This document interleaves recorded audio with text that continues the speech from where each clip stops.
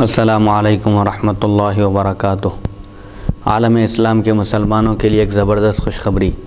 شہر حیدرآباد کی مشہور و معروف دینی اقامتی ہمہ وقتی درسگاہ جامعہ انواریہ کے زیر اہتمام قرآن مجید کی تفسیر کے علاوہ حدیث شریف و فقہ کی مشہور و معروف معتبر و مستند صحاح ستہ کو ملا کر جملہ 25 کتابوں کی ویڈیو ریکارڈنگ کا سلسلہ شروع ہو چکا ہے۔ اسی کی ایک سنہری کڑی جامع ترمذی شریف کا درس بھی ہے جو الحمدللہ جاری و ساری ہے۔ بیات شیخ المشائخ حضرت سید محمد عبد القدیر الحسینی المعروف نورانی پاشا رحمۃ اللہ علیہ، بانی و فاؤنڈر جامعہ انواریہ و باب العلم انواریہ ایجوکیشنل سوسائٹی۔ سب سے پہلے حدیث شریف عربی میں پڑھی جائے گی، اس کا ترجمہ کیا جائے گا اور مختصر سی تشریح بیان کرتے ہوئے اس ضمن میں مسائل بھی بیان کیے جائیں گے تاکہ شریعت کے احکام سمجھنے میں آسانی ہو اور ہم اللہ کی توفیق اور اس کی مدد سے ان پر عمل کر سکیں۔ اللہ تعالیٰ سے دعا ہے کہ وہ ہم کو سننے اور سنانے سے زیادہ عمل کرنے کی توفیق عطا فرمائے، آمین۔ آج کی نشست شروع ہو رہی ہے حدیث نمبر 2416 سے۔ زہد کا بیان چل رہا ہے۔ بسم اللہ الرحمن الرحیم۔ باب ما جاء فی ہم الدنیا وحبها۔ حدثنا محمد بن بشار حدثنا عبد الرحمن بن مہدی حدثنا سفیان عن بشیر ابی اسماعیل عن سیار عن طارق بن شہاب عن عبد اللہ بن مسعود قال قال رسول اللہ صلی اللہ علیہ وسلم من نزلت به فاقة فانزلها بالناس لم تسد فاقته ومن نزلت به فاقة فانزلها باللہ فیوشک اللہ له برزق عاجل وآجل۔ ھذا حدیث صحیح غریب۔ یہ بیان ہے اس حکم کا جو دنیا کے غم اور اس کی محبت کے بارے میں آیا ہے۔ حضرت عبداللہ بن مسعود رضی اللہ عنہ سے روایت ہے، رسول اکرم صلی اللہ علیہ وسلم نے ارشاد فرمایا، جو شخص فقر و فاقے میں مبتلا ہو جائے اور اسے لوگوں کے سامنے بیان کرے تو اس کا فقر و فاقہ ختم نہیں ہوتا، اور جو رزق تنگ ہونے پر اللہ تعالیٰ کی طرف رجوع ہو، اللہ تعالیٰ اسے جلد یا بدیر رزق عطا فرمائے گا۔ یہ حدیث حسن صحیح غریب ہے۔ فقر و فاقہ اور مالداری یہ سب اللہ کے اختیار میں ہیں۔ اللہ تعالیٰ جسے چاہتا ہے غنی کر دیتا ہے، بے نیاز کر دیتا ہے، اور جسے چاہتا ہے فقر و فاقے میں مبتلا کر کے اس کی آزمائش کرتا ہے۔ تو اس حدیث شریف میں اس بات کی تعلیم دی جا رہی ہے کہ اگر کوئی تنگ دست ہو جائے، غریب ہو جائے، فقر و فاقے کا شکار ہو جائے تو اس کو اگر لوگوں کے سامنے شکوہ شکایت کرے گا، اپنے فقر و فاقے کا اظہار کرے گا تو اس کے فقر و فاقے کا سدباب نہیں ہوگا، اس کا فقر و فاقہ دور نہیں ہوگا، کیونکہ وہ خالق کی شکایت کر رہا ہے مخلوق کے سامنے۔ یہ سب سے بدترین بات ہے، سب سے بری عادت ہے۔ اللہ نے جب فقر و فاقے میں مبتلا کیا ہے تو وہ بندے کو آزمانا چاہتا ہے، اس کی آزمائش مقصود ہے۔ اسی لیے ہر حال میں چاہے خوشحالی ہو یا بدحالی، تنگ دستی ہو یا تونگری، ہر حال میں اللہ کا شکر ادا کرنا چاہیے اور اللہ کی بارگاہ میں رجوع رہنا چاہیے بندے کو۔ اور جو بندہ فقر و فاقہ آنے پر، تنگ دستی کا شکار ہونے پر اللہ کی طرف رجوع ہوتا ہے، اللہ سے گڑ گڑا کر دعا کرتا ہے تو اللہ تعالیٰ اس کے فقر و فاقے کو دور کر دیتا ہے۔ اس میں یہ ضروری نہیں ہے کہ فوراً اس کی تنگ دستی دور ہو جائے، فوراً بھی ہو سکتی ہے، تھوڑا سا وقت بھی لگ سکتا ہے۔ اللہ کے پاس دیر ہے اندھیر نہیں، وہ پوری کائنات کی پرورش کرنے والا ہے اور مخلوق کا حاجت روا ہے، ہر ایک کو جتنی ضرورت ہے وہ عطا فرماتا ہے۔ تو بہرحال اس حدیث شریف میں اس بات کی تعلیم دی جا رہی ہے کہ فقر و فاقہ آنے پر کوئی اگر تنگ دست غریب ہو جائے، فقیر ہو جائے تو اس کو مخلوق کے سامنے شکوہ شکایت نہیں کرنا چاہیے، ہر حال میں اللہ کا شکر ادا کرنا چاہیے، اور فقر و فاقہ آ جائے، تنگ دستی کا شکار ہو جائے، مصیبت کا شکار ہو جائے تو اللہ کی طرف رجوع ہو کر اللہ سے دعا کرے تو یقین ہے کہ اللہ تعالیٰ اس کو فوراً روزی عطا کرے، فوراً اس کی تنگ دستی دور کرے گا، یا دیر سے ہی صحیح لیکن اللہ تعالیٰ ہی اس کے فقر و فاقے کو ختم کرے گا۔ حدیث نمبر 2417۔ حدثنا محمود بن غیلان حدثنا عبد الرزاق حدثنا سفیان عن منصور والأعمش عن ابی وائل قال جاء معاویة إلى أبي هاشم بن عتبة وهو مريض يعوده فقال يا خال ما يبكيك أوجع يشئزك أو حرص على الدنيا؟ قال كل لا ولكن رسول الله صلى الله عليه وسلم عهد إلي عهدا لم آخذ به قال انما يكفيك من جميع المال خادم ومركب في سبيل الله واجد في اليوم قد جمعت وقد رواه الزائدة وعبيدة بن حميد عن منصور عن ابي وائل عن سمرة بن سهم قال دخل معاوية على ابي هاشم بن عتبة فذكر نحوه وفي الباب عن بريدة السلمي عن النبي صلی اللہ علیہ وسلم۔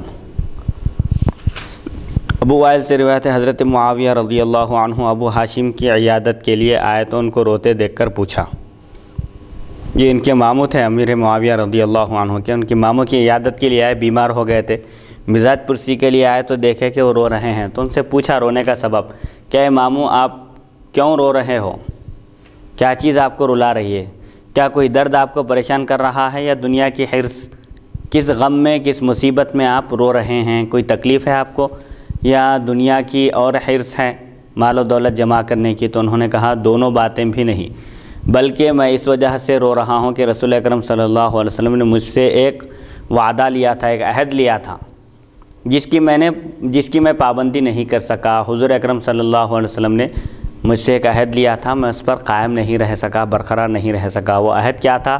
آپ صلی اللہ علیہ وسلم نے فرمایا تمہیں زیادہ مال جمع کرنے کے بجائے صرف ایک خادم اور جہاد کے لیے ایک گھوڑا کافی ہے۔ مال کی ضرورت ہے، سامان کی ضرورت ہے، بس ایک سواری اور ایک خادم جو تمہاری خدمت کر سکے، دو کافی ہے۔ لیکن اب میں اپنے آپ کو اس حال میں دیکھ رہا ہوں کہ میں نے مال جمع کر رکھا ہے، یعنی حضور اکرم صلی اللہ علیہ وسلم نے جو عہد لیا تھا مجھ سے، میں اس پر باقی نہیں رہ سکا، میرے پاس ڈھیر ساری دولت جمع ہو چکی ہے، اسی وجہ سے میں رو رہا ہوں۔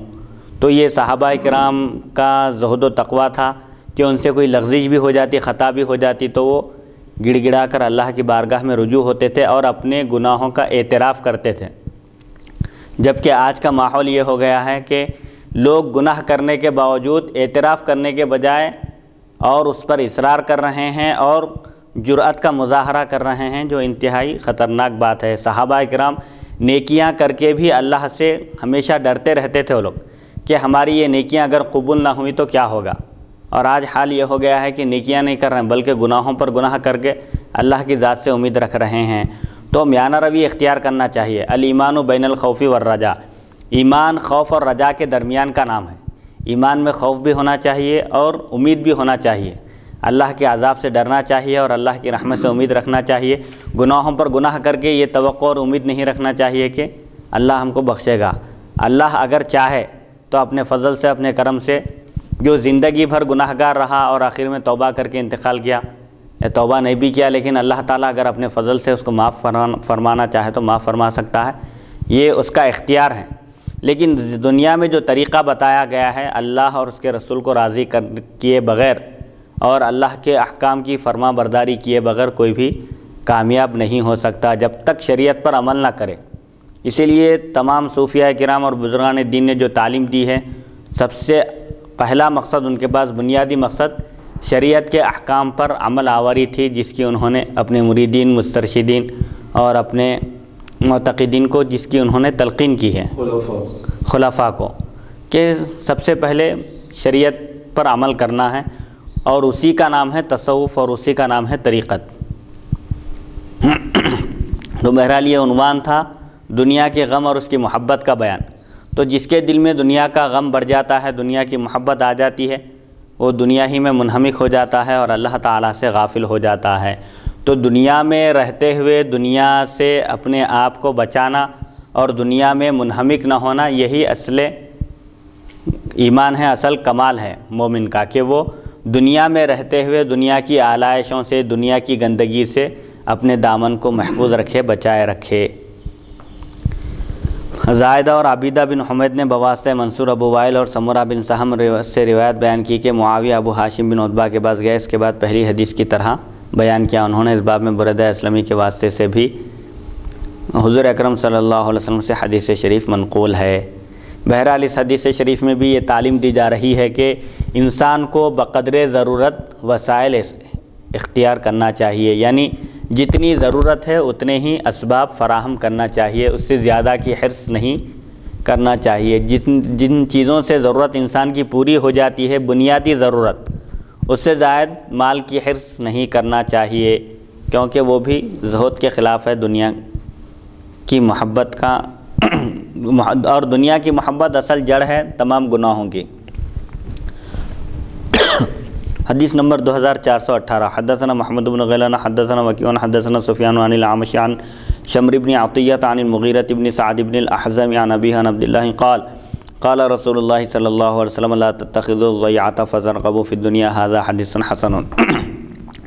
حضرت عبداللہ رضی اللہ عنہ سے روایت ہے، رسول اکرم صلی اللہ علیہ وسلم نے ارشاد فرمایا پراپرٹی، جائیداد، باغات اور کھیتیاں وغیرہ حاصل نہ کرو ورنہ تم دنیا کی طرف راغب ہو جاؤ گے۔ یہ حدیث حسن ہے۔ اس حدیث شریف میں امت کو یہ پیام دیا جا رہا ہے کہ بقدر ضرورت انسان کو جو چیز چاہیے اس سے زائد اگر طلب کرے گا، پراپرٹی ہے، گھر ہے، مکان ہے، رہنے کے لیے ایک مکان کافی ہے، ایک سے زائد مکانات حاصل کرے گا یا ایک سے زائد پراپرٹی بنائے گا، جائیداد بنائے گا، کھیتی باڑی اور باغات وغیرہ اگر اختیار کرے گا، خریدے گا تو ظاہر بات ہے وہ دنیا کی طرف راغب ہوگا۔ لہٰذا انسان کی بنیادی ضرورت جن چیزوں سے پوری ہوتی ہے ان چیزوں سے ہٹ کر اور مزید طلب کرنے سے دنیا کی رغبت اور دنیا کی محبت دل میں بڑھتی چلی جاتی ہے۔ لہٰذا ان چیزوں سے اجتناب کرنا چاہیے۔ اگر کوئی اس مقصد سے خرید رہا ہے کہ اس سے ہونے والی آمدنی کے ذریعے وہ مسلمانوں کے لیے بھلائی کے کام کرے گا، غریبوں کی مدد کرے گا، مسکینوں کے لیے سہارا بنے گا، ایسے کئی لوگوں کی ذمہ داریاں ہیں، تو ایسی صورت میں کوئی حرج نہیں ہے اس کا مقصد نیک ہونے کی وجہ سے۔ ورنہ اس حدیث شریف میں جو بتایا جا رہا ہے کہ جائیداد، پراپرٹی، زمینات، کھیتی باڑی اور باغات وغیرہ اختیار مت کرو ورنہ تم دنیا کی طرف مائل ہو جاؤ گے، جھک جاؤ گے اور دنیا کی محبت تمہارے دل میں داخل ہو جائے گی، وہ بنیادی ضرورتوں کے علاوہ ہے۔ ورنہ ایک انسان کے لیے بنیادی ضرورت ہے مکان اور روٹی کپڑا، مکان یعنی کھانے پینے کی ضرورت ہے، اور رہنے کے لیے، رہائش کے لیے مکان کی ضرورت ہے، اور موسم سے اپنے جسم کو بچانے کے لیے کپڑے کی ضرورت ہے۔ تو ان چیزوں سے ہٹ کر جو چیز ہوگی، کیونکہ ایک حدیث شریف میں حضور اکرم صلی اللہ علیہ وسلم نے ارشاد فرمایا کہ انسان کی حرص کو صرف قبر کی مٹی ہی بھرتی ہے۔ اگر مثال کے طور پر کسی انسان کے لیے ایک دو وادی یعنی پہاڑ سمجھے، ایک سونے کا پہاڑ اور ایک چاندی کا اگر مل جائے تو ضرور وہ تیسرا طلب کرے گا اور ہونا بولے گا انسان۔ یہ انسان کی فطرت ہے، اس کا مزاج ہے کہ انسان کی فطرت میں حرص رکھی گئی ہے، تو اس کو یہ بھی تعلیم دی گئی ہے کہ وہ اس حرص پر کنٹرول کرے، یعنی دل میں دنیا کی محبت آنے نہ دے، بلکہ دنیا میں اس طرح رہے جیسے سمندری کشتی میں لوگ پانی پر کشتی کو چلاتے ہیں، اس کے بغیر کشتی چل نہیں سکتی۔ ایسے ہی دنیا میں آنے کے بعد، دنیا میں پیدا ہونے کے بعد کوئی دنیا سے الگ تھلگ ہو کر زندگی نہیں گزار سکتا۔ دنیا میں رہ کر، دنیا کے لوگوں کے درمیان رہ کر اس کو زندگی گزارنا ہے، اور انسان کی فضیلت اسی وجہ سے ہے کہ وہ اس کے اندر خیر اور شر دونوں چیزوں کی وہ کو پرکھنے کی صلاحیت رکھی گئی ہے، اور دونوں چیزیں اس کے جسم میں ودیت کی گئی ہے، خیر اور شر تمیز پیدا کی گئی ہے، اور اس کو عقل دی گئی ہے کہ وہ عقل کے ذریعے خیر کو استعمال کرے، خیر کی طرف راغب ہو۔ فرشتوں کے اندر برائی کرنے کی طاقت ہی نہیں رکھی گئی ہے، جبکہ انسان کے اندر دونوں صفتیں ہیں، خیر اور شر دونوں کو اختیار کرنے کی اللہ نے اس کو صلاحیت دی ہے، لیکن عقل دے کر اس کو پابند کر دیا ہے کہ خیر کا راستہ اختیار کرنے سے وہ جنت میں داخل ہوگا اور شر کا راستہ اختیار کرنے سے وہ جہنم میں داخل ہوگا۔ صفت کے معنی عادت بھی آتی ہے۔ ہاں، صفت کے معنی عادت کی بھی آتے ہیں، اچھی عادت۔ حدیث نمبر 2419 باب ما جاء فی طول العمر للمؤمن حدثنا بکر بن حدثنا زید بن حباب عن معاویة بن صالح عن عمرو بن قیس عن عبد الله بن قیس عن اعرابیا قال یا رسول اللہ من خیر الناس قال من طال عمره وحسن عمله وفی الباب عن ابی ہریرہ وجابر هذا حدیث حسن غریب من هذا الوجه۔ مومن، یہ بیان ہے اس حکم کا جو مومن کے لیے لمبی عمر کے بارے میں آیا ہے۔ حضرت عبداللہ بن قیس رضی اللہ عنہ سے روایت ہے کہ ایک اعرابی، ایک بدوی نے کہا یا رسول اللہ صلی اللہ علیہ وسلم بہترین انسان کون ہے؟ آپ صلی اللہ علیہ وسلم نے فرمایا جس کی عمر لمبی ہو اور عمل اچھا ہو۔ اس باب میں حضرت ابو ہریرہ اور جابر رضی اللہ عنہما سے بھی روایت مذکور ہیں۔ یہ حدیث اس روایت سے حسن غریب ہے۔ عمر کا طویل ہونا حسن عمل کے ساتھ یہ بہتر بات ہے کہ ایک انسان کی عمر طویل ہے، اس کے ساتھ اس کا عمل بھی اچھا ہے، اللہ اور اس کے رسول کی خوشنودی میں لگا ہوا ہے، تو اس کے لیے طویل عمر ہونا اچھا ہے۔ اور اگر کوئی سرکش ہے، نافرمان ہے، بدکار ہے، فاسق اور فاجر ہے، گناہگار ہے، لیکن اس کی عمر طویل ہو رہی ہے تو اس کے لیے اچھی بات نہیں ہے کہ اس کے گناہوں میں اور اضافہ ہو رہا ہے۔ لہذا لمبی عمر کے ساتھ حسن عمل یہ بہتر ہے، ضروری ہے۔ سب سے بہترین شخص وہ ہے جس کی عمر لمبی ہو اور عمل اچھا ہو، یعنی طویل عمر جو اللہ نے اس کو عطا کی ہے، اس نے اس عمر کو اللہ اور اس کے رسول کی خوشنودی کے مطابق ان دونوں کے احکام کی پیروی میں گزار دیا، تو یہ سب سے بہترین شخص ہے۔ اور آگے حدیث میں آ رہا ہے کہ سب سے بدترین شخص کون ہے؟ جب پوچھا گیا تو حضور اکرم صلی اللہ علیہ وسلم نے ارشاد فرمایا جس کی عمر لمبی ہو اور عمل برا ہو، سرکشی میں، نافرمانی میں، اللہ کی معصیت میں جس کی زندگی گزر رہی ہے اور طویل عمر ہو رہی ہے، تو یہ اس کے لیے خطرناک بات ہے۔ حدیث نمبر 2420 حدثنا ابو حفص عمرو بن علی حدثنا خالد بن الحارث حدثنا شعبة عن علی بن زید عن عبد الرحمن بن ابی بکرۃ عن ابیہ ان رجلا قال یا رسول اللہ ای الناس خیر؟ قال من طال عمره وحسن عمله قال فای الناس شر؟ قال من طال عمره وساء عمله هذا حدیث حسن صحیح۔ حضرت عبد الرحمن بن ابی بکر رضی اللہ عنہ اپنے والد سے روایت کرتے ہیں، ایک شخص نے عرض کیا یا رسول اللہ صلی اللہ علیہ وسلم سب سے بہترین شخص کون ہے؟ تمام انسانوں میں، لوگوں میں سب سے بہترین کون ہے؟ تو آپ صلی اللہ علیہ وسلم نے ارشاد فرمایا جس کی عمر زیادہ ہو، لمبی ہو اور عمل اچھا ہو۔ پھر اس شخص نے پوچھا کون سا شخص سب سے بدترین ہے؟ تو آپ صلی اللہ علیہ وسلم نے ارشاد فرمایا جس کی عمر لمبی ہو اور عمل برا ہو۔ یہ حدیث حسن صحیح ہے۔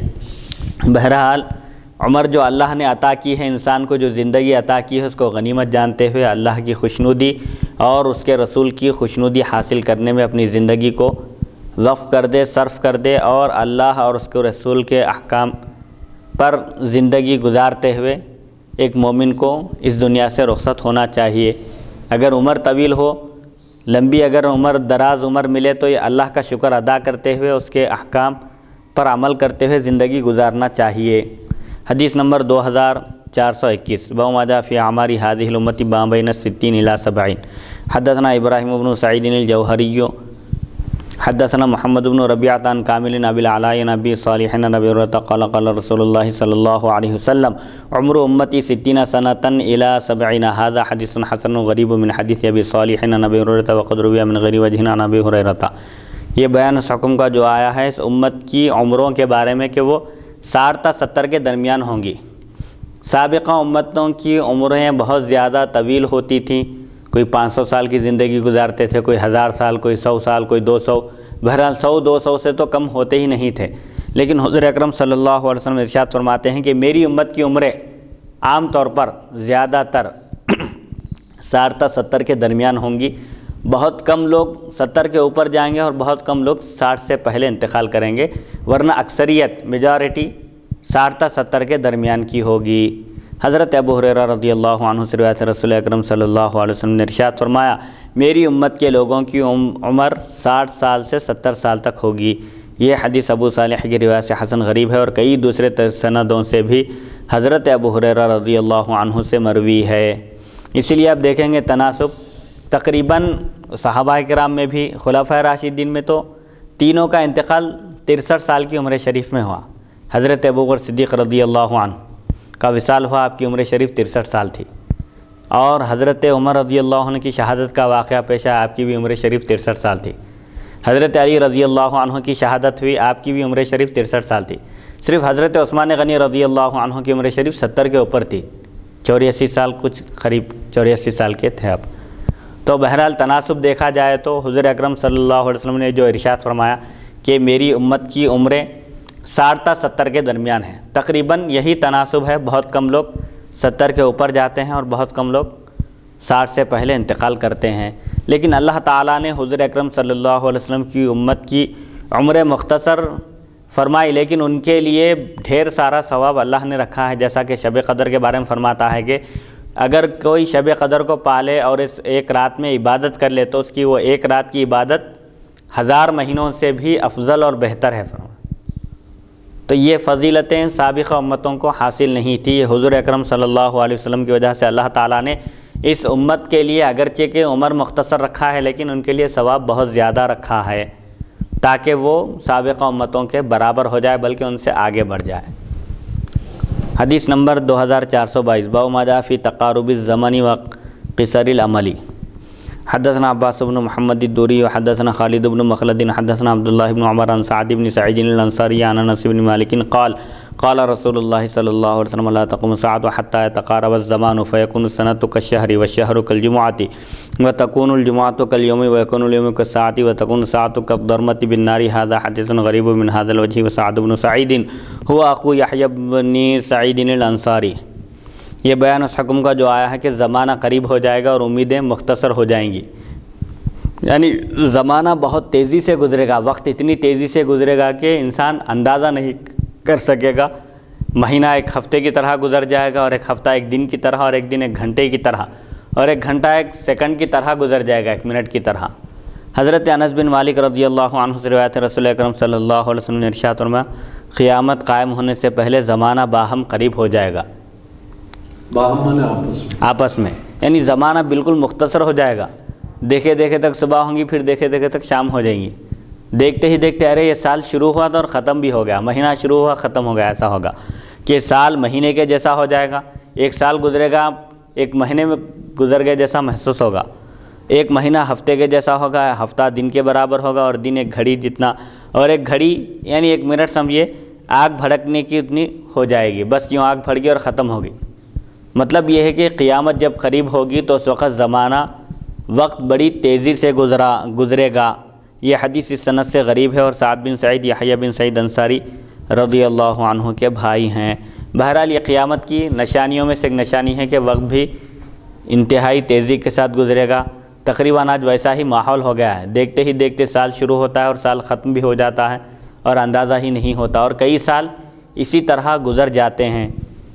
حدیث نمبر 2423 باب ما جاء فی قصر العمل. حدثنا محمد بن غیلان حدثنا ابو احمد حدثنا سفیان عن لیث عن مجاہد عن ابن عمر قال اخذ رسول اللہ صلی اللہ علیہ وسلم ببعض جسدی قال کن فی الدنیا کأنک غریب او عابر السبیل وعد نفسك من اہل القبور. فقال لي ابن عمر اذا اصبحت فلا تحدث نفسك بالمساء واذا امسيت فلا تحدث نفسك بالصباح وخذ من صحتك قبل سقمك ومن حياتك قبل موتك فإنك لا تدري يا عبد الله ما اسمك غدا. یہ بیان اس حکم کا جو امیدوں کو کم کرنے کے بارے میں آیا ہے. انسان جتنی امیدیں لگا کر بیٹھے گا وہ عمل سے اور اللہ اور اس کے رسول کے احکام پر عمل کرنے سے اتنا ہی دور ہو جائے گا. اپنی امیدوں اور خواہشوں میں لگا ہوا رہے گا تو صرف دنیا کی زندگی کا ہو جائے گا، آخرت کے لیے وہ کچھ نہیں کر سکے گا. اور انسان کے دل میں ارمان بہت ہوتے ہیں اور خواہشات اور سب چیزیں ہوتی ہیں، لیکن انسان کو اللہ نے عقل دی ہے، وہ اپنی عقل کے ذریعے خواہشات پر کنٹرول کرے اور جہاں تک ہو سکے امیدوں کو کم کرے. ایک شاعر کا ایک شعر بھی ہے کہ ہزاروں ارمان ایسے یا ہزاروں خواہشیں ایسی کہ ہر خواہش پہ دم نکلے، بہت نکلے میرے ارماں مگر پھر بھی کم نکلے، کچھ اس طرح کا مفہوم ہے. یعنی انسان کی خواہشات تو بہت ہوتی ہیں لیکن ہر خواہش پوری ہونا ضروری نہیں ہے، بلکہ مومن کے ایمان کا کمال یہ ہے کہ اس کی خواہش حضور اکرم صلی اللہ علیہ وسلم کے لائے ہوئے دین کے مطابق اور موافق ہو جائے. ایک حدیث شریف بھی ہے لا یؤمن احدکم حتی یکون ہواہ تبعا لما جئت بہ، یعنی تم میں سے کوئی اس وقت تک ایمان کے کمال کو نہیں پا سکتا، مومن کامل نہیں ہو سکتا جب تک کہ اس کے خواہش نفس میرے لائے ہوئے دین کے مطابق نہ ہو جائے. تو انسان کی خواہشات تو بہت ہوتی ہیں لیکن خواہش نفس کو شریعت کی خواہش کے مطابق بنانا ہی اصل کمال ہے، کمال ایمان ہے. حضرت عبداللہ بن عمر رضی اللہ عنہما سے روایت ہے، آپ فرماتے ہیں حضور اکرم صلی اللہ علیہ وسلم نے میرے جسم کا ایک حصہ پکڑا، یعنی ایسا کندھے پر ہاتھ رکھے غالباً، اور فرمایا دنیا میں اجنبی یا مسافر کی طرح رہو. یعنی جیسے کوئی پردیسی ہوتا ہے کسی شہر میں مقیم ہوا ہے تھوڑی دیر کے لیے، ہمیشہ کے لیے نہیں گیا ہو، بس اپنی ضرورت پوری ہوتے ہی وہاں سے نکل جاتا ہے، رخت سفر باندھتا ہے. تو دنیا میں ایسے رہو جیسے اجنبی ہو یا مسافر ہو، اور اپنے آپ کو اہل قبور میں سے شمار کرو، یعنی زندوں میں شمار مت کرو. ایک نہ ایک دن انسان کو ضرور مرنا ہے، کوئی بھی دنیا میں ہمیشہ رہنے کے لیے نہیں آیا. جیسے سفر کرتے ہیں تو کوئی ٹرین میں اگر ڈیکوریشن شروع کر دے، سجاوٹ شروع کر دے، جس طرح گھر میں سجایا جاتا ہے، ڈیکوریشن کیا جاتا ہے، زیب و زینت اختیار کی جاتی ہے، اگر اس طرح کرے تو لوگ اس کو دیوانہ اور پاگل کہیں گے. تو دنیا میں بھی دنیا کو بہتر سے بہتر بنانے کی فکر کرنا یہ ایسے ہی ہے جیسے ایک شخص ٹرین میں ڈیکوریشن کر رہا ہے اور کچھ اس کو اچھا بنانے کی کوشش کر رہا ہے، حالانکہ اس کو اسٹیشن آتے ہی اتر جانا ہے۔ تو ایسے ہی تمام لوگ اس دنیا میں سمجھے ٹرین میں بیٹھے ہیں، مسافر ہے بس، جس کا جب اسٹیشن آئے گا اس کو اتر جانا ہے اور اصل منزل کی طرف رواں دواں ہونا ہے۔ تو جہاں ہمیشہ رہنا ہے وہاں کی انسان کو فکر کرنی چاہیے، وہاں کی دنیا کو کس طرح بسایا جا سکتا ہے اور اس کو کس طرح آباد کیا جا سکتا ہے، اس کی فکر کرنے کی ضرورت ہے اور امیدوں کو کم کرنا چاہیے۔ پھر حضور اکرم صلی اللہ علیہ وسلم نے فرمایا، اے ابن عمر، صبح کے وقت شام کی باتیں نہ یاد کرو اور شام کے وقت صبح کی باتیں دل میں نہ لاؤ۔ بیمار ہونے سے پہلے صحت سے فائدہ اٹھاؤ اور موت آنے سے پہلے زندگی سے فائدہ اٹھاؤ، نفع حاصل کرو، کیونکہ اے عبداللہ تم نہیں جانتے کہ کل تمہارا نام کیا ہوگا۔ یعنی آج زندہ ہے ایک شخص، اس کا نام لیا جا رہا ہے، اس سے گفتگو کی جا رہی ہے، ملاقات ہو رہی ہے، لیکن کل تک کا کوئی بھروسہ نہیں ہے۔ جیسے ایک شاعر کہتا ہے، سامان 100 برس کا ہے، پل کی خبر نہیں۔ یعنی سامان تو بہت سارا کر لیے ہیں، اسٹاک کر لیے ہیں گھر میں، اسٹور روم میں سب سامان وغیرہ لا کر ڈال دیے ہیں، سودا وغیرہ 1 مہینے کا، لیکن 1 مہینے تک رہیں گے؟ 1 مہینہ تو بہت دور کی بات ہے، 1 دن تک 1 منٹ کی بھی گارنٹی نہیں دے سکتے، کیونکہ اچانک کبھی بھی کسی کا بھی انتقال ہو سکتا ہے۔ جس کا جب وقت آئے گا موت کا، وہ انتقال اس کا اس وقت ہوگا، 1 منٹ نہ آگے بڑھے گا وہ وقت، نہ 1 منٹ پیچھے ہٹے گا، لیکن کیونکہ کسی انسان کو بھی معلوم نہیں ہے، اسی لیے اس حدیث شریف میں تعلیم دی جا رہی ہے کہ امیدیں کم کرو اور جہاں تک ہو سکے بیمار ہونے سے پہلے تندرستی سے فائدہ اٹھا کر اللہ کی عبادت کرو، اللہ کو راضی کرو، اس کی اطاعت کرو اور اپنی زندگی کو غنیمت جانو۔ اللہ نے جو موقع دیا ہے نیک عمل کرنے کا، زندگی عطا کی ہے، آج زندہ ہیں، کل اگر انتقال ہو گیا تو پھر عمل کا سلسلہ ختم ہو جائے گا۔ اسی لیے اپنی زندگی کو غنیمت جانو موت آنے سے پہلے، اور دنیا میں رہو، لیکن کیسے؟ حضور یہاں پر یہ تعلیم نہیں دی ہے کہ رہبانیت اختیار کرو، دنیا چھوڑ کر گوشہ نشینی اختیار کرو، لوگوں سے الگ تھلگ ہو بول کر نہیں فرمائے۔ غالباً اس سے پہلے بھی ایک حدیث شریف گزری کہ وہ شخص جو گوشہ نشینی اختیار کر کے اللہ کی عبادت میں مصروف ہے، اس سے بہتر وہ شخص ہے جو لوگوں کے درمیان رہ کر ان کی تکلیفوں پر، ان کی مصیبتوں پر صبر کرتے ہوئے زندگی گزار رہا ہے، اللہ کے احکام کی پابندی کر رہا ہے۔ وہ اس سے بہتر ہے جو گوشہ نشینی اختیار کر لیا۔ تو گوشہ نشینی اختیار کر لیے تو نہ لوگوں کی تکلیف کا اس کو اندیشہ رہتا ہے اور نہ ہی اس سے کوئی معصیت نافرمانی ہوتی ہے، کیونکہ برائی کے درمیان رہ کر برائی سے بچنا یہ اصل کمال ہے۔ ایک شخص اندھا ہے، اس سے کہا جا رہا ہے ٹی وی مت دیکھو، تو ظاہر بات ہے اس کے اندر ٹی وی دیکھنے کی صلاحیت ہی نہیں ہے، حرام کام دیکھنے کی صلاحیت ہی نہیں ہے۔ تو طاقت دیتے ہوئے صلاحیت دے کر اس سے روکا گیا اور وہ روکا، تو یہ کمال کی بات ہے۔ تو مخلوق کے درمیان رہ کر، لوگوں کے درمیان رہ کر، جبکہ برائیاں عام ہو چکی ہیں، اس کے باوجود اپنے دامن کو ان برائیوں سے بچا رہا ہے، تو یہ اصل کمال ہے۔ لیکن ابھی آپ مفتی صاحب جو فرمائیں جی کہ لوگوں سے الگ تھلگ مت رہو، جی، اور لوگوں سے الگ تھلگ رہ کر جو رہبانیت جو اختیار کرو گے، تنہائی اختیار کرو گے، خلوہ نشینی اختیار کرو گے، جی، تو یہ اس میں انسان کے کمال کا جو ہے ظاہر ہونا مشکل ہو جاتا ہے، کیونکہ وہ تنہائی میں گناہوں سے محفوظ ہو جائے گا، اور وہ تنہائی میں جو ہے نا معلوم نہیں ہوگا کہ اس کے اخلاق، اس کے اوصاف، اس کے کیریکٹر، اس کی کردار کیسے ہیں، اس کا صبر کیسا ہے، شخصیت کی جو پہچان ہے وہ تنہائی میں گوشہ نشین ہونے سے ظاہر نہیں ہوتی ہے۔ تو انسانوں میں رہتے ہوئے گناہوں سے بچنا یہ کمال ہے۔ پھر حضور اکرم صلی اللہ علیہ وسلم ایک جگہ یہ ارشاد فرماتے ہیں کہ بری صحبتوں سے بچو، کیونکہ بری صحبتوں میں اگر تم رہو گے تو صحبت کا اثر تم پر ضرور ہو جائے گا، ظاہر ہوگا۔ تم یعنی گناہ کرنے والے، شراب پینے والے کے ساتھ اگر تم رہو گے تو تم بھی شرابی بن جاؤ گے، گالی گلوچ کرنے والا، لڑائی جھگڑا کرنے والا، قتل کرنے والا، چوری کرنے والا ایک سود خور ہے، اور ایسے بدبخت، بد نصیب، گنہگار اور سود خور اور قاتل شرابیوں کے ساتھ، زانیوں کے ساتھ اگر تم رہو گے تو یقینی سی بات ہے کہ تم پر بھی اس کے اثرات ظاہر ہوگے، اور تم بھی ہو سکتا ہے کہ تم بھی زنا میں ملوث ہو جاؤ گے۔ تو پھر ان کی صحبت سے روکا گیا۔ تو پھر یہاں پر یہ آپ جو فرما رہے ہیں، اور حضور اکرم صلی اللہ علیہ وسلم کی جو حدیث مبارک ہے، ظاہری طور پر ایسا معلوم ہو رہا ہے کہ یہ آپس میں دونوں ٹکرا رہے ہیں۔ تو اب اس میں ہم فرق کیسا کریں گے؟ فرق کرنے کا طریقہ یہ ہے کہ حضور اکرم صلی اللہ علیہ وسلم کا ارشاد گرامی ہے کہ بری صحبت سے تنہائی بہتر ہے۔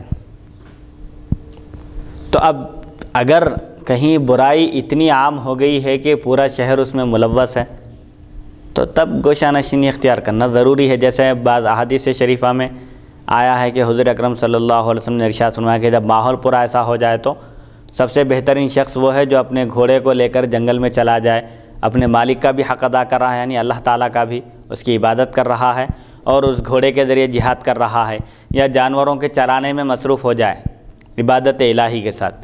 تو اس میں یہ تعلیم دی جا رہی ہے کہ جب برائی عام ہو جائے اور بچنے کی کوئی شکل باقی نہ رہے، لیکن الحمدللہ ایسا ماحول ابھی تک تو نہیں آیا۔ ایسا نہیں ہے کہ پورا شہر، پوری کی پوری بستی گناہوں میں ملوث ہو جائے، ایسا نہیں ہے۔ تو کچھ اچھے بھی لوگ ہیں، کچھ برے بھی لوگ ہیں۔ تو جو اچھے لوگ ہیں ان کی صحبت اختیار کرنے کی تعلیم دی گئی ہے تاکہ صحبت کے اثر سے انسان بھی کچھ بن جاتا ہے، کچھ سیکھتا ہے۔ اسی لیے شاعر کہتا ہے ہو جاتا ہے صحبت کا اثر، انسان تو کیا در و دیوار بدل جاتے ہیں۔ تو صحبت کی تاثیر ہوتی ہے۔ مٹی کو اگر خوشبو کے ساتھ رکھیں گے آپ تو وہ بھی معطر ہو جائے گی، خوشبو دینے لگے گی۔ تو بہرحال اچھی صحبت اختیار کرنے کی تعلیم دی گئی ہے۔ اللہ تعالیٰ نے قرآن پاک میں خود ارشاد فرمایا، اے ایمان والو اللہ تعالیٰ سے ڈرو اور سچوں کے ساتھ ہو جاؤ۔ صادقین کی صحبت اختیار کرنے کی تعلیم دی گئی ہے تاکہ ان کی صحبت کا اثر جب انسان پر پڑتا ہے تو وہ بھی ان کے رنگ میں رنگ جاتا ہے۔ صحبت کا اثر ضرور ہوتا ہے۔ اصحاب کہف کا کتا اگرچہ کہ کتا تھا لیکن وہ معمولی کتا نہیں تھا۔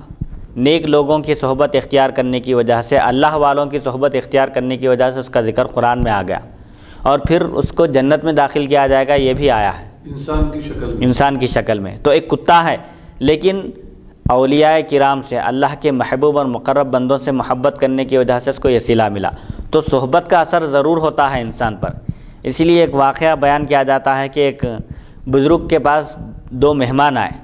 ان کے پاس ایک بلی تھی جو مہمانوں کی آمد پر جتنے مہمان آتے تھے اتنے مرتبہ آواز دیتی تھی، اور باورچی اس آواز کی بنیاد پر کھانا تیار کرتا تھا۔ تو اتفاق سے ایک مرتبہ دو مہمان آئے اور بلی صرف ایک مرتبہ آواز دے کر چلے گئی وہاں سے۔ تو باورچی آواز کے مطابق ایک شخص کا کھانا تیار کر کے لایا اور دستر بچھایا تو دیکھا کہ دو آدمی ہیں۔ تو اب ظاہر بات ہے اخلاقی اعتبار سے جب دونوں آئے ہیں، دو مسافر ہیں، تو دونوں کو بھی دعوت دی جائے گی کھانے کی، اگرچہ کہ کھانا کم ہو۔ تو وہاں پر دونوں کو بلایا گیا کھانے کے لیے۔ تو ان دونوں میں سے ایک شخص نے کہا کہ میں روزے سے ہوں۔ تو اب بلی کو کیسے معلوم ہوا؟ دو شخص آئے ہیں ان میں سے ایک روزے دار ہے۔ تو اولیاء کرام کو اللہ تعالیٰ جو الہام فرماتا ہے اور ان کو جو علم عطا کیا ہے، مراقبے کے ذریعے، مشاہدے کے ذریعے، کشف کے ذریعے معلوم ہو گیا، تو اس کا اثر بلی پر بھی پڑا۔ تو ہو جاتا ہے صحبت کا اثر، انسان تو کیا در و دیوار بدل جاتے ہیں۔ تو صحبت کی بڑی تاثیر ہے۔ اسی لیے اچھی صحبت اختیار کرنے سے انسان نیک بنتا ہے، اس کا خاتمہ بھی اچھا ہوتا ہے۔ حضرت محدث دکن حضرت سیدنا عبداللہ شاہ صاحب قبلہ رحمۃ اللہ علیہ نے بھی اپنی کتابوں میں جگہ جگہ آپ نے اس بات کی تلقین کی ہے، ارشاد فرمایا ہے کہ صالحین کی صحبت اختیار کرو۔ نیک لوگوں کی صحبت اختیار کرنے سے انسان اچھا بن جاتا ہے، اور ان کی صحبت کے صدقے میں اس کی بھی مغفرت ہو جاتی ہے۔ جیسے لوگوں کی صحبت انسان اختیار کرے گا اس کا شمار ویسا ہی ہوگا۔ نیک صالحین کی صحبت اختیار کرے گا تو اس کا شمار صالحین میں ہوگا۔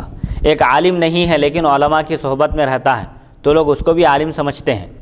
اسی لیے کہا جاتا ہے ومن جالس العلماء وقرا، جو علماء کی ہم نشینی اختیار کرتا ہے، علماء کے ساتھ اٹھتا بیٹھتا ہے، تو اس کی بھی توقیر کی جاتی ہے، تعظیم کی جاتی ہے، احترام کیا جاتا ہے۔ اور یہ مشاہدہ بھی ہے کہ بعض لوگ جو عالم نہیں ہوتے لیکن علماء سے محبت کرتے ہیں، ان کے ساتھ اٹھتے بیٹھتے ہیں اور کچھ معلومات حاصل کرتے ہیں، ان کی خدمت کا جذبہ ان کے دل میں ہوتا ہے، تو وہ جہاں علماء کے ساتھ جاتے ہیں، جس طرح علماء کی تعظیم ہوتی ہے، احترام ہوتا ہے، خدمت کی جاتی ہے، ایسے ہی ان کا بھی احترام کیا جاتا ہے۔ بہرحال اس دو باتوں میں کوئی تضاد نہیں ہے کہ اچھی ہم نشینی تنہائی سے بہتر ہے اور برے ہم نشینوں سے تنہائی بہتر ہے۔ اچھے لوگ ہیں، ان کی صحبت میں بیٹھیں گے، کچھ فائدہ ہوگا، دنیاوی فائدہ بھی ہوگا، اخروی فائدہ بھی ہوگا، انسان کا ظاہر اور باطن دونوں سنور جائیں گے۔ البتہ اگر ماحول اس طرح کا ہو جائے کہ اب توقع بھلائی کی، خیر کی، نیکی کی کوئی نہیں ہے، پورا ماحول ویسا ہی ہو چکا ہے، گندا ہو چکا ہے، تو تب انسان کو گوشہ نشینی اختیار کرنا چاہیے۔ اور بزرگان دین کا مقصد بھی یہی تھا، گوشہ نشینی اختیار کرنے سے لوگوں سے جب خلط ملط زیادہ ہوں گا، ان سے ملاقات ہوں گی، تو اس وجہ سے ذکر الہی میں، اوراد اور اشغال میں فرق آئے گا۔ مثال کے طور پر ایک شخص ہے جس کا رابطہ ہے لوگوں سے، اب کوئی آ کر بیٹھ گیا مغرب کے بعد، بزرگان دین کا طریقہ یہ تھا کہ نمازوں کے بعد ان کے اوراد اور وظائف ہوتے تھے، اس میں خلل نہیں ہونا چاہیے، اس کے لیے وہ لوگ گوشہ نشینی اختیار کرتے تھے۔ اور صوفیاء کرام جو یہ فرماتے تھے کہ کم کھانا، کم بولنا، کم سونا، اور ایک ان کے پاس اضافی چیز تھی لوگوں سے اختلاط کم، یعنی میل جول کم رکھنا۔ اس وجہ سے انسان کو ٹائم مل جاتا ہے، وقت مل جاتا ہے جس کو وہ اللہ تعالیٰ کی عبادت، اطاعت، اوراد، اذکار اور اشغال میں صرف کر سکتا ہے، ورنہ لوگوں سے ملاقات میں رہے گا تو اس کا وقت ضائع ہوگا اور کوئی چیز فائدے کی اس کے ہاتھ نہیں آئے گی۔ ہاں، اگر علم دین حاصل کرنے کے لیے ملاقات کر رہا ہے تو ایک الگ شکل نہیں، وہ تو عبادت ہی ہے، کیونکہ صحابہ کرام خود اگر کسی مسئلے میں تشویش ہوتی، معلوم کرنا ہوتا تو فوراً سفر کرتے تھے، کیونکہ وہ بھی عبادت ہے۔ احادیث شریفہ میں علم دین کی فضیلت آئی ہے کہ اگر کوئی علم حاصل کرنے کے لیے روانہ ہوا اپنے گھر سے، تو جب تک واپس نہ آئے اس وقت تک اللہ کی راہ میں ہے، مجاہد کی طرح ہے وہ۔ سبحان۔ بلکہ یہ بھی آیا ہے کہ اگر کوئی دوران علم حاصل کرنے کے دوران انتقال کر جائے تو اس کا اجر تو یقینی طور پر اللہ کے پاس ثابت ہو گیا، قیامت کے دن اس کو ضرور اللہ تعالیٰ اس کا اجر عطا فرمائے گا۔ تو اسی لیے کہا جاتا ہے کہ سب سے بہترین شخص وہ ہے جس کو دیکھتے ہی اللہ یاد آئے اور اس کی جو بھی گفتگو ہو اس سے تمہارے علم میں اضافہ ہو، اس کی گفتگو آخرت کی گفتگو ہو، ایسے لوگ سب سے بہترین لوگ ہیں۔ گفتگو یعنی بات جب کرے وہ تو آپ کے علم میں اضافہ ہو اور سامنے والے کے معلومات میں اضافہ ہو، یہ کہا گیا ہے۔ حدیث نمبر 2424، حدثنا احمد بن عبدۃ الضبی البصری وحدثنا احمد بن زید عن لیث عن مجاہد عن ابن عمر عن نبی صلی اللہ علیہ وسلم نحوہ وقد روى هذا الحديث على اعمش عن مجاہد عن ابن عمر نحوہ۔ حضرت مجاہد نے بھی ابن عمر رضی اللہ عنہما کے واسطے سے حضور اکرم صلی اللہ علیہ وسلم سے اسی کے ہم معنی روایت بیان کی، اور اعمش نے مجاہد کے واسطے سے ابن عمر سے اسی کے ہم معنی حدیث نقل کی ہے۔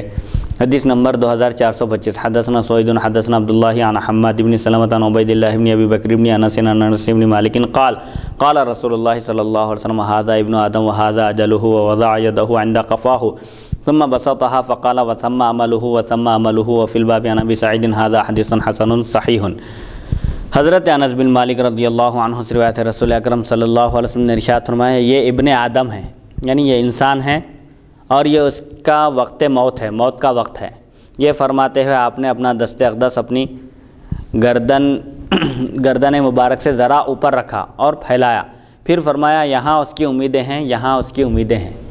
مثال کے طور پر انسان کی موت یہاں مقرر ہے سمجھیے، اور اس کی امیدیں کہاں تک ہے؟ پورا یہاں تک ہے، یعنی موت کے بعد بھی اس کی امیدیں ختم ہونا مشکل ہیں۔ تو انسان کی امیدیں بہت ساری ہیں، جبکہ امیدوں سے پہلے ہی اس کو موت آنے والی ہے، لہٰذا انسان کو چاہیے کہ وہ امیدوں کو مختصر کرے، دنیا کی زیب و زینت میں اور دنیا کی بھول بھلائیوں میں گم نہ ہو جائے، بلکہ وہ دنیا میں جس مقصد سے آیا ہے اس مقصد کو پورا کرنے میں لگا رہے۔ یہ دنیا تو بہرحال ایک دن اس کو چھوڑنا ہے، اور یہاں دنیا کے لیے جو کچھ بھی کرے گا سب یہیں رہ جائے گا، بلکہ آخرت کو سنوارنے کی فکر کرے جہاں اس کو ہمیشہ رہنا ہے، جہاں کی زندگی ابد الآباد ہے، ہمیشہ رہنے والی ہے، کبھی ختم نہیں ہوگی، اس زندگی کے لیے اس کو کوشش کرنا چاہیے اور امیدوں کو مختصر کرنا چاہیے۔ یہ عام طریقہ بتایا گیا کہ عام طور پر انسانوں کی موت ایک جگہ ہوتی ہے، لیکن اس کی خواہشات کا سلسلہ اور بہت آگے تک چلا جاتا ہے، تو موت آ جاتی ہے اور خواہشیں اس کی دھری کی دھری رہ جاتی ہے۔ اسی لیے خواہشات کو کم کرنا چاہیے اور جہاں تک ہو سکے دنیا کی زیب و زینت سے دوری اختیار کر کے بقدر ضرورت دنیا کو اپنے استعمال میں لانا چاہیے۔ اس لیے فقہاء کرام بھی فرماتے ہیں کہ اگر کوئی شخص کھانا زیادہ کھا رہا ہے لیکن مقصد کیا ہے؟ تاکہ عبادت میں تقویت حاصل ہو، چستی کے ساتھ، پھرتی کے ساتھ اور طاقت کے ساتھ وہ عبادت کر سکے، تو اس کا یہ کھانا بھی عبادت ہے۔ سبحان اللہ۔ لیکن مقصد کیا ہے؟ تقویت ہونا ہے عبادت میں، ایسا نہیں کہ خوب کھا لیے بس نیند آئی سو گئے اور نماز ہی چھوٹ گئی۔ تو نیت کے اوپر ہے دار و مدار۔ کوئی دنیا میں دولت کما رہا ہے، مال و دولت کما رہا ہے، لیکن اس کا مقصد کیا ہے؟ دوسروں پر تکبر کرنا، فخر و غرور کرنا نہیں ہے، بلکہ اس کا مقصد یہ ہے کہ بھئی میں تو اپنی ضروریات کو پوری کر رہا ہوں، لیکن میرے ذریعے اور غریبوں کی بھی مدد ہو جائے، ان کی بھی ضروریات پوری ہو جائے اور میں کسی کے کام آ سکوں، اس مقصد سے اگر کما رہا ہے تو یہ بھی بہتر ہے، لیکن اس کے ذمے جو فرائض ہیں اس میں کوئی کوتاہی نہیں ہونا چاہیے۔ حدیث نمبر 2426، حدثنا حناد حدثنا، دھری کی دھری رہ جاتی ہیں خواہشیں، مطلب یعنی باقی رہ جاتی ہیں، باقی رہ جاتی ہے، پوری نہیں ہوتی اور اس کا انتقال ہو جاتا ہے۔ حدیث نمبر 2426، حدثنا حناد حدثنا ابو معاویہ عن العامش عن ابی الصفر عن عبد الله بن عمرو قال مر علينا رسول الله صلى الله عليه وسلم ونحن نعالج خصا لنا فقال ما هذا فقلنا قد وهي فنحن نصلحه فقال ما أرى الأمر إلا عجلا من ذلك هذا حديث حسن صحيح وابو الصفر سعيد بن يحمد ويقال ابن احمد الثوری۔ عبداللہ بن عمر رضی اللہ عنہما سے روایت ہے، حضور اکرم صلی اللہ علیہ وسلم ہمارے پاس سے گزرے اور ہم اپنے مٹی کے بنے ہوئے مکان کی مرمت کر رہے تھے۔ ایک مٹی کا مکان تھا جو کچھ ٹوٹ گیا تھا، بہرحال اس کی اصلاح کی ضرورت تھی، اس کی ریپیرنگ چل رہی تھی، تو آپ صلی اللہ علیہ وسلم نے فرمایا یہ کیا ہے؟ ہم نے عرض کیا حضور اکرم صلی اللہ علیہ وسلم سے کہ یہ کمزور ہو گیا ہے، بودا ہو گیا ہے گھر، یہ گرنے کے قریب آ گیا ہے، مٹی کے گھر ہوتے تھے اور ہم اسے ٹھیک کر رہے ہیں، درست کر رہے ہیں۔ تو آپ صلی اللہ علیہ وسلم نے فرمایا میں پیغام موت کو اس سے بھی زیادہ جلدی دیکھتا ہوں۔ درست کرنے میں تو لگے ہوئے ہیں لیکن موت کا وقت ایک مقرر ہے اور موت کب آئے گی کسی کو معلوم نہیں، ہو سکتا ہے کہ درست ہونے سے پہلے ہی انتقال ہو جائے صاحب مکان کا۔ ایسے بھی واقعات دیکھنے میں آتے ہیں کہ ایک شخص مکان کی تعمیر شروع کرتا ہے، مکان مکمل نہیں ہوتا، اس کا انتقال ہو جاتا ہے۔ تو حضور اکرم صلی اللہ علیہ وسلم فرماتے ہیں کہ میں پیغام موت کو اس سے بھی زیادہ جلدی دیکھتا ہوں۔ یہ حدیث حسن صحیح ہے۔ ابو سفر کا نام سعید بن یحمد اور ابن احمد ثوری بھی کہا جاتا ہے۔ تو اس میں بھی زہد کی تعلیم دی جا رہی ہے کہ انسان بیکار کاموں میں اور ایسے کاموں میں مصروف نہ ہو جائے جس سے اس کو آخرت میں کوئی فائدہ نہ ہو۔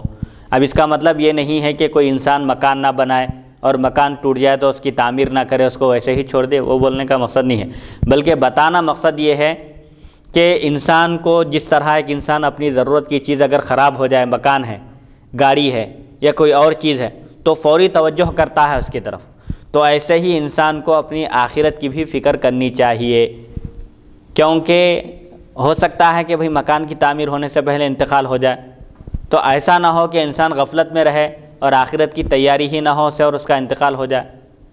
اور یہ ایک توکل کا اعلیٰ درجہ ہے جو حضور اکرم صلی اللہ علیہ وسلم اس حدیث میں بیان فرما رہے ہیں کہ موت تو اس سے زیادہ جلدی آنے والی ہے، ہو سکتا ہے کہ ابھی مکان درست نہ ہو اور موت آ جائے، تو اس چیز کو بھی پیش نظر رکھنا چاہیے۔ انسان کو دنیا کے کاموں میں مصروف ہو کر آخرت سے غافل نہیں ہونا چاہیے۔ کوئی ڈیوٹی کر رہا ہے، نوکری کر رہا ہے، بہرحال کچھ بھی ہو، ہر حال میں اللہ کی طرف اس کو توجہ رکھنا چاہیے۔ ایسا نہ ہو کہ دنیاوی کاموں میں مصروف ہو جائیں، مشغول ہو جائیں اور عبادتیں چھوٹ جائیں، نماز چھوٹ جائے، ایسا نہیں ہونا چاہیے۔ تو اس میں یہ تعلیم نہیں ہے کہ بھئی اگر کسی کا مکان ٹوٹ جائے یا خراب ہو جائے تو وہ اس کو درست نہ کرے، بلکہ ایکسٹرا جو چیزیں ہیں، جیسے آج کل ڈیکوریشن کی طرف توجہ ہے، مکانات کو، اب کوئی پڑوسی اپنا مکان بنا ہے، ہم چاہتے ہیں کہ اس سے بہترین ہمارے مکان کا منظر ہو، ہمارے گھر کا کلر اس سے بہترین ہو۔ ایک دوسرے پر سبقت لے جانے کی جو مہم چل پڑی ہے، آپ دیکھیں گے مساجد کا وہی حال ہے اور مکانات کی تعمیر میں بھی وہی حال اور وہی چیزیں پیش نظر رکھی جا رہی ہے۔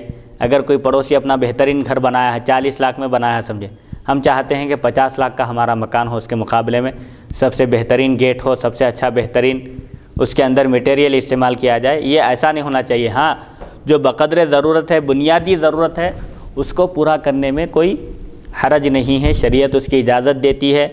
شریعت انسان کو اللہ اور اس کے رسول کے احکام کا پابند بنانا چاہتی ہے اور انسان کے لیے سہولتیں فراہم کرنا چاہتی ہے۔ حدیث نمبر 2427، باب ما جاء ان فتنة هذه الامة في المال۔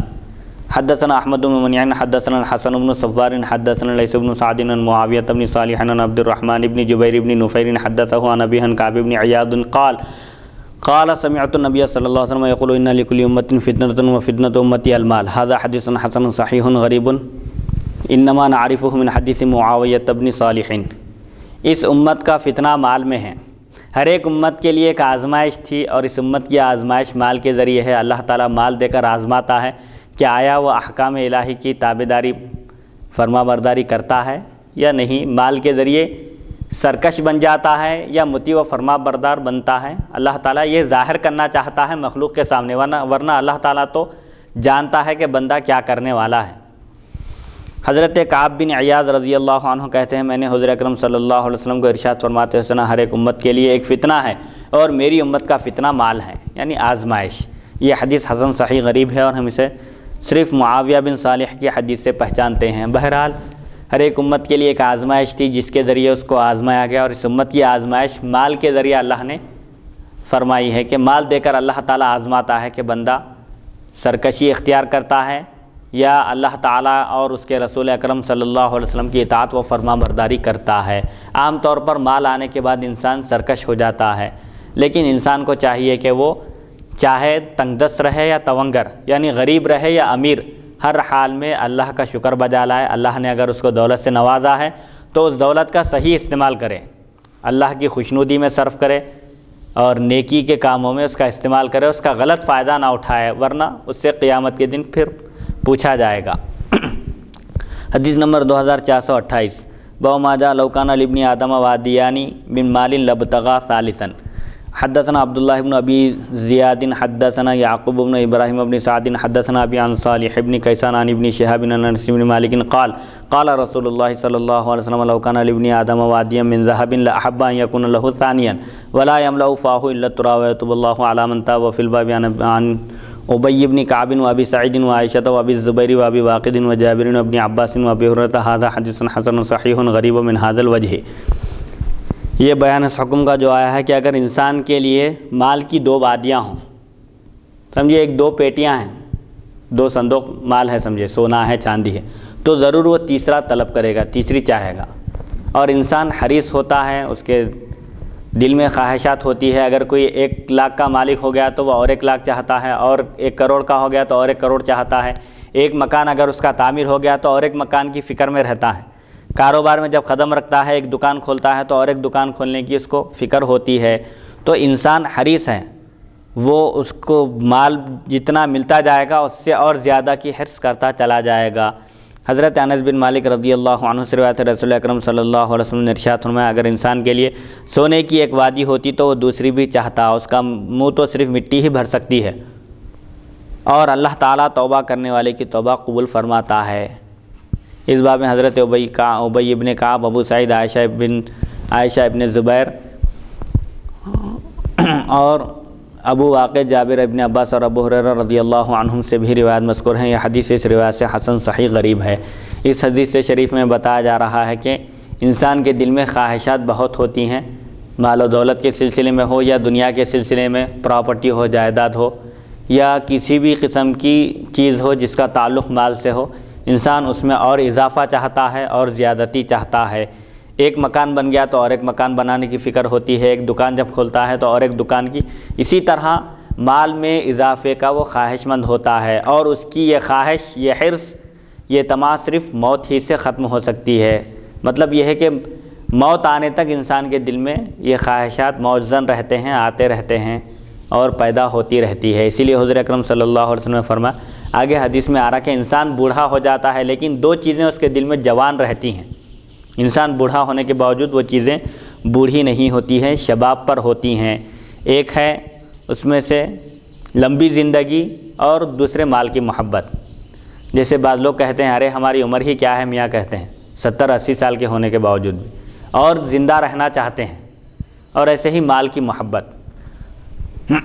اور اس میں یہ بھی فرمایا گیا کہ اگر کوئی شخص خواہش نفس کی وجہ سے اس طرح خواہشات کرتا ہے، لیکن بعد میں جب اس کو توفیق ہوتی ہے اور اس کے دل میں خیال آتا ہے کہ میں جو دل میں خواہشات لا رہا ہوں، حرص کر رہا ہوں، یہ اچھی چیز نہیں ہے، فوراً اللہ کی بارگاہ میں رجوع ہوتا ہے تو اللہ تعالیٰ اس کی توبہ بھی قبول فرماتا ہے۔ حدیث نمبر 2429، باب ما جاء قلب الشیخ شاب علی حب اثنتین۔ حدثنا قتیبۃ حدثنا لیث عن ابن عجلان عن القعقاع ابن حکیم عن ابی صالح عن ابی ہریرہ ان النبی صلی اللہ علیہ وسلم قال قلب الشیخ شاب علی حب اثنتین طول الحیاۃ وکثرۃ المال وفی الباب عن انس ھذا حدیث حسن صحیح۔ یہ بیان اس حکم کا جو آیا ہے کہ بوڑھے کا دل 2 چیزوں کی محبت پر جوان رہتا ہے۔ انسان بوڑھا ہونے کے باوجود 2 چیزیں اس کے دل میں دو چیزوں کی خواہش اس کے دل میں جوان رہتی ہے۔ حضرت ابو ہریرہ رضی اللہ عنہ سے روایت ہے، نبی اکرم صلی اللہ علیہ وسلم نے ارشاد فرمایا، بوڑھے آدمی کا دل دو باتوں کی محبت پر جوان رہتا ہے، شباب پر ہوتا ہے۔ ایک چیز اس میں سے ایک لمبی زندگی، لمبی عمر ہے، اور دوسرے مال کی محبت، اور مال چاہتا ہے انسان بوڑھا ہونے کے باوجود، مال کی محبت اس کے دل سے ختم نہیں ہوتی۔ اس باب میں حضرت انس رضی اللہ عنہ سے بھی روایت ہے، یہ حدیث حسن صحیح ہے۔ اس سلسلے میں ایک دلچسپ واقعہ بھی بیان کیا گیا کہ غالباً سلیم شہزادے کا ہے، شاید غالباً نہیں، سلیم چشتی رحمۃ اللہ علیہ ایک بادشاہ کی خدمت میں جب پہنچے بادشاہ کے پاس، تو بادشاہ نے آپ کو نظر پیش کی، اشرفیوں کی ایک تھیلی آپ کی خدمت میں پیش کی، تو آپ نے قبول کرنے سے انکار کر دیا۔ تو اس وقت ایک درباری عالم بھی وہاں موجود تھے، علماء سو جو ہر زمانے میں تھے اس وقت بھی تھے۔ ایک درباری عالم نے کہا کہ آپ جو قبول نہیں کر رہے ہیں، ایک حدیث شریف ہے کہ انسان بوڑھا ہو جاتا ہے لیکن دو چیزیں اس کے دل میں جوان رہتی ہیں، ایک لمبی زندگی یعنی اور طویل حیات انسان چاہتا ہے، اور دوسرے مال کی محبت۔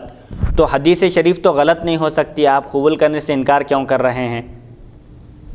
تو حضرت سلیم چشتی رحمۃ اللہ علیہ نے فرمایا کہ آپ نے حدیث شریف تو پڑھ لی لیکن حدیث شریف کا مفہوم نہیں سمجھے۔ حدیث شریف میں کیا بیان کیا جا رہا ہے؟ انسان بوڑھا ہو جاتا ہے لیکن دو چیزوں کی محبت اس کے دل میں جوان رہتی ہے۔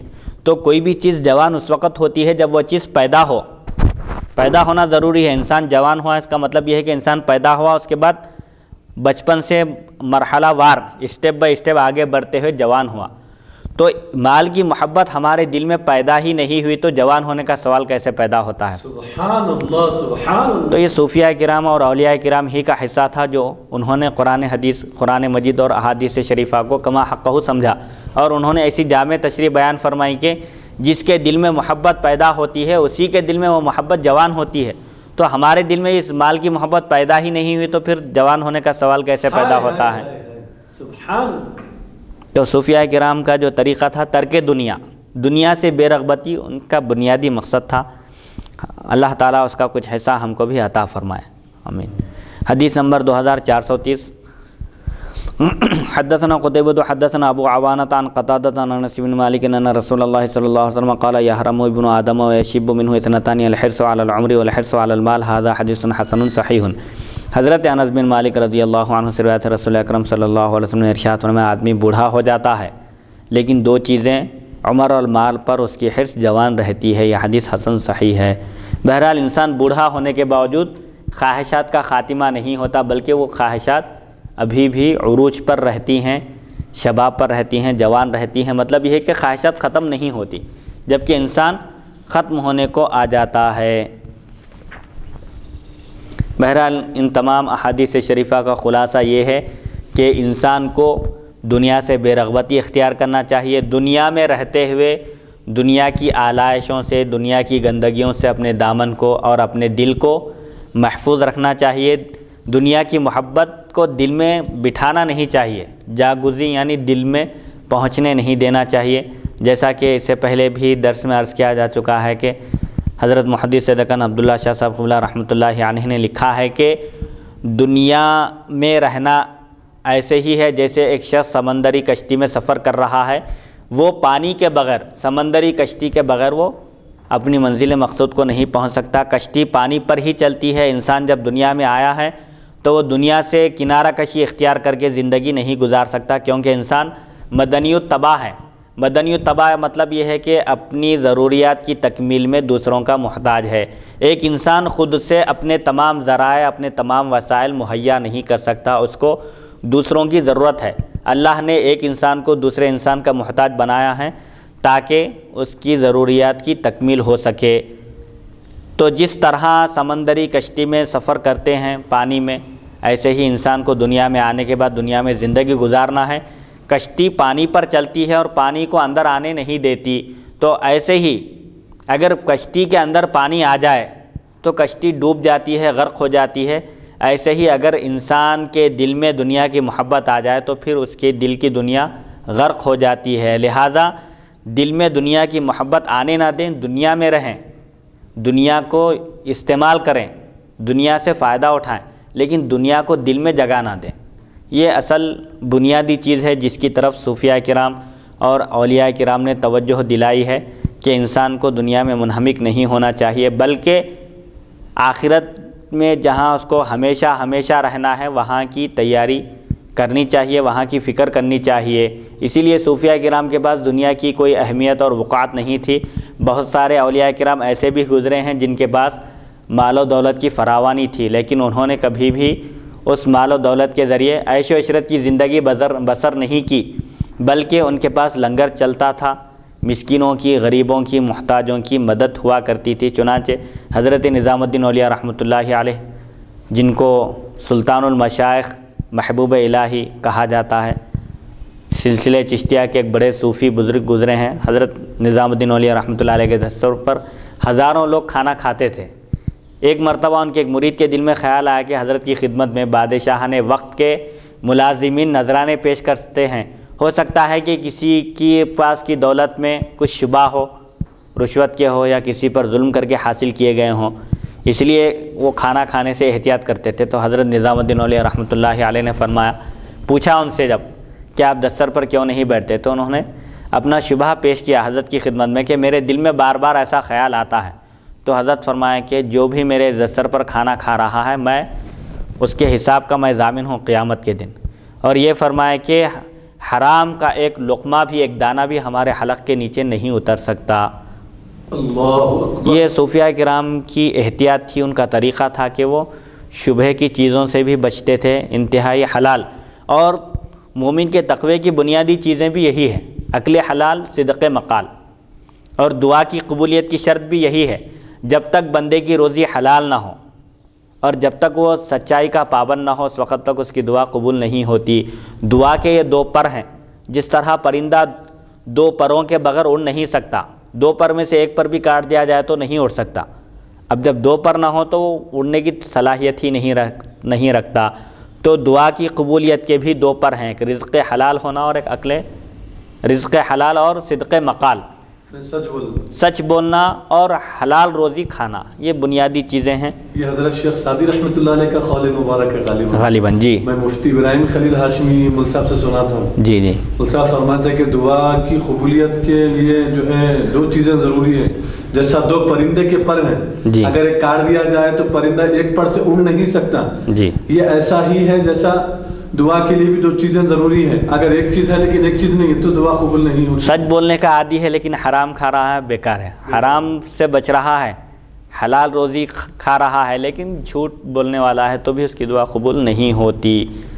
تو بہرحال ان تمام احادیث شریفہ کا خلاصہ، چونکہ زہد کا بیان چل رہا ہے، اور زہد کہتے ہیں دنیا سے بے رغبتی اختیار کرنا، دنیا کی چیزوں میں، دنیا کی بھول بھلائیوں میں گم نہ ہو جانا۔ الحمدللہ مراد دنیا کی زیب و زینت ہے، کہیں چلے گئے، کسی ایک محلے میں گئے، پاش کالونی ہے اچھی، وہاں پر بہترین مکانات بنے ہیں، وہاں دیکھتے ہی بس دل میں خیال آ رہا ہے کہ ہمارا بھی مکان اس طرح ہو، یا کسی شہر میں گئے، وہاں کی رونق، زیب و زینت اور وہاں کی آسائشیں، وہاں کی سہولتیں، وہاں کی خوبصورتی سب دیکھ کر بس دنیا میں گم ہو رہے ہیں، ارے کیا بہترین دنیا ہے، یہ تو دنیا کیا ہے، یہ تو جنت ہے کہہ رہے ہیں۔ یعنی جنت کا جیسا منظر ہوتا ہے وہ تو کوئی پیش کر ہی نہیں سکتا دنیا میں، کیونکہ جنت کی نعمتیں ایسی ہیں نہ آج تک کسی کی آنکھوں نے دیکھا ہے اور نہ کانوں نے سنا ہے، دیکھنا اور سنا تو بہت دور کی بات ہے، کسی کے دل میں خیال تک نہیں گزرا، ویسی نعمتیں جنت میں ہوں گی جو کبھی بھی ختم نہیں ہوں گی۔ تو بہرحال چونکہ یہ زہد کا بیان ہے، دنیا سے بے رغبتی اختیار کرنے کا، جس کی تعلیم صوفیاء کرام نے احادیث شریفہ کی روشنی میں دی ہے، الحمدللہ اللہ کی توفیق سے آج ہم حدیث نمبر 2416 سے شروع کیے تھے، اس کی توفیق اور اس کی مدد سے 2430 تک پہنچے۔ اللہ تعالیٰ سے دعا ہے کہ وہ ہم کو احادیث شریفہ پر عمل کرنے کی توفیق عطا فرمائے اور حضور اکرم صلی اللہ علیہ وسلم کے نقش قدم پر چلنے کی توفیق عطا فرمائے۔ 2016 سے شروع کیے تھے اور 30 تک پہنچے الحمدللہ۔ اللہ تعالیٰ سے دعا ہے کہ وہ ہم سب کا خاتمہ ایمان پر فرمائے اور حضور اکرم صلی اللہ علیہ وسلم کی اطاعت اور محبت ہمارے دلوں میں جاگزی فرما دے۔ وصلی اللہ تعالیٰ علی خیر خلقہ سیدنا محمد و آلہ و صحبہ اجمعین والحمد للہ رب العالمین۔